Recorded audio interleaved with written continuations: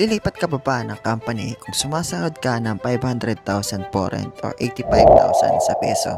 Hi, ako nga pala si Jemark, isang factory worker dito sa bansang Hungary. Nung isang araw nga ay umattend kami ng isang event sa aming company pinagtatrabahuhan.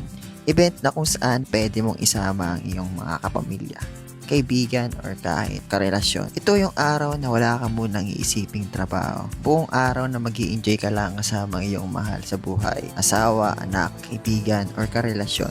Kabayan, kung dito ka magtatrabaho sa bansang Hungary, dito mo rin mararanasan ang tinatawag na work-life balance na kung saan bibigyan ka talaga nila ng oras para sa pamilya, sa kaibigan, sa karelasyon, sa passion or kahit sa anong bagay na gusto mo. At halos magdadalawang taon na nga kami dito sa bansang Hungary. Pero hindi pa namin naranasan o hindi pa nangyari ang sumahod kami ng 500,000 foreign.